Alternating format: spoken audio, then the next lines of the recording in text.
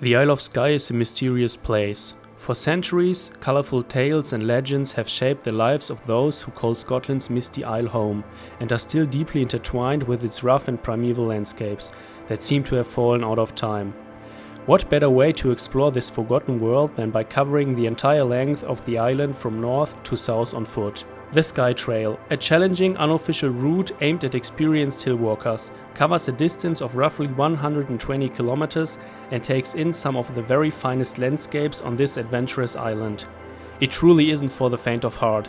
In the north towers Trotternish, with its long ridge traverse, a very strenuous journey with no easy escape routes and its unpredictable weather at best. In the south you will have to face the Cullen Mountains, where Tolkien himself is said to have found his inspiration for Mordor. There are no waymarks for the route and many sections do not even have a path. Our journey starts at Rubha, Hunish, Skye's northernmost point, on a sunny and warm summer's day.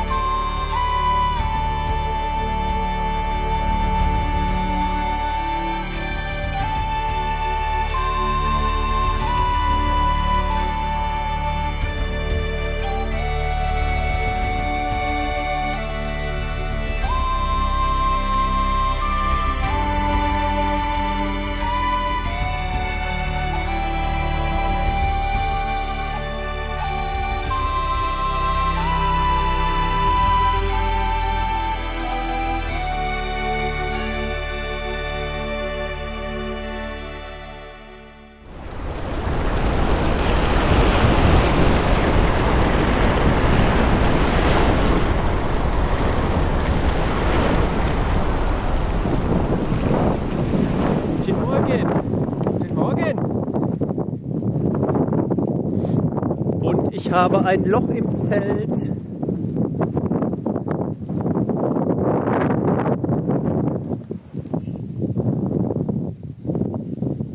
Hier ginge es zum Ridge Walk.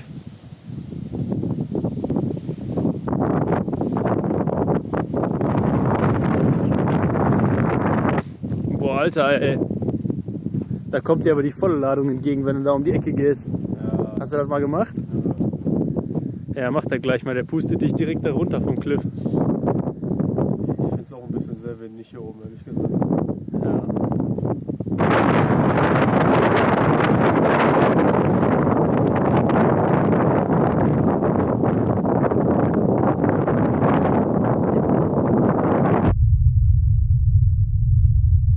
So, wir befinden uns gerade wieder unterhalb vom Store.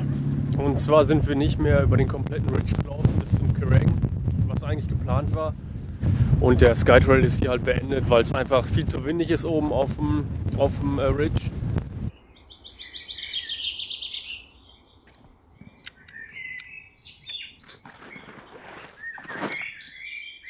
The Ridge Walk is a 30-kilometer long walk that goes 1500 meters up and 1300 meters down.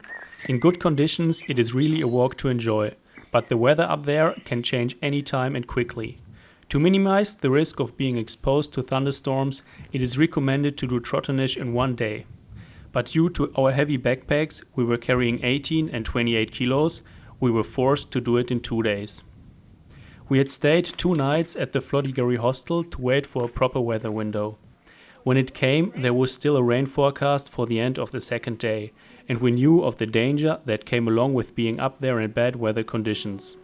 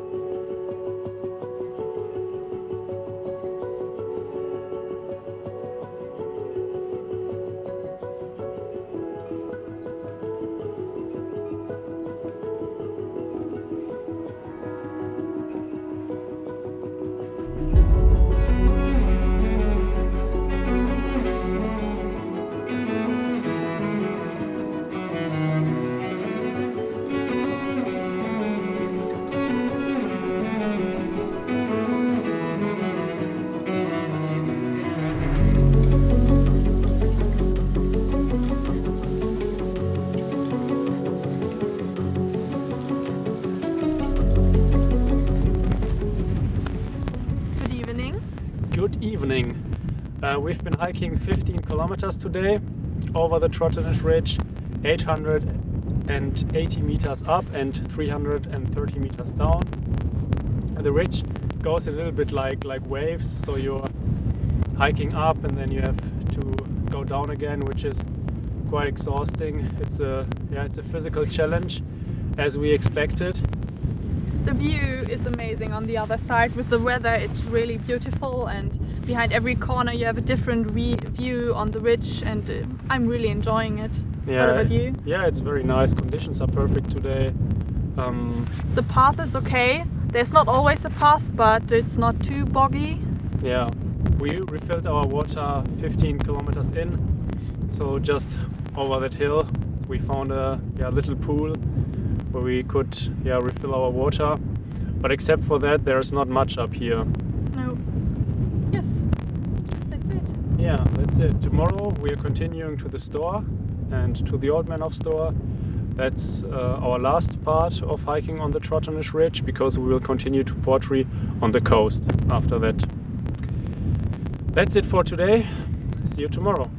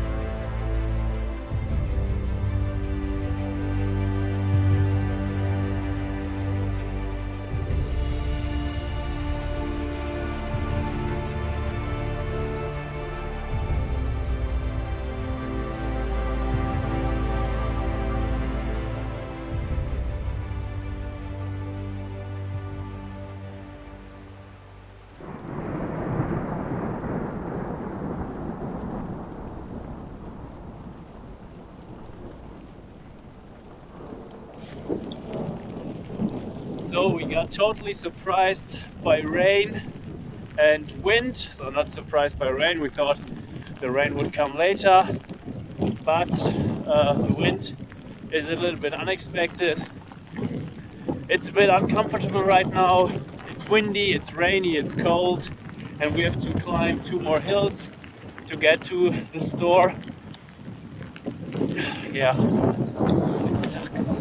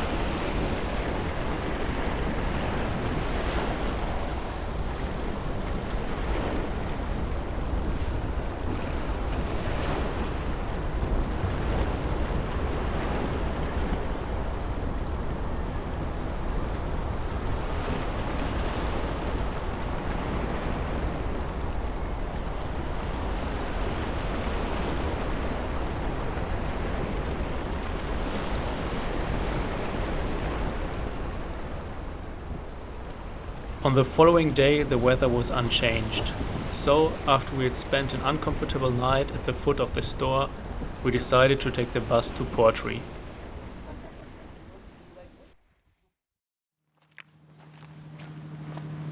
So, we are in Portree now. It has been quite a journey so far, and I think it's time to conclude how the Trotternish ridge has been. I think it has been quite stunning, landscape-wise.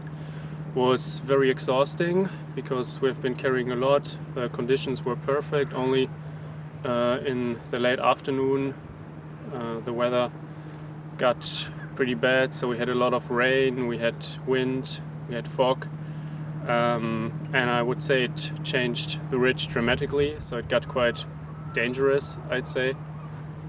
At least at the parts we were at. The last few kilometers were quite. There were a lot of hills which were quite high, and the climbs down were quite deep. Yeah, we had some very steep descents, and also the climbing up got very tough towards the end. So the hills got steeper and steeper, so to say, towards the Old Man of Store. Yeah, but except for that, I think it was very, very nice. Yes, in good weather it's worth it, but in bad weather it's dangerous because you can't see really a thing, so it's not worth it to do it in bad conditions. Yeah. It's just dangerous. I think you could do it in bad conditions when you're not carrying too much, like, I don't know, maybe like 5 to maximum of 10 kilos, and then just go for it. But for what? Yeah, just to have the tick on the list? Yeah, basically for... But you can't see a thing, so I think it's worth it in good conditions, but not in bad. But if you still want to do it in bad conditions, you shouldn't carry too much weight, I'd say.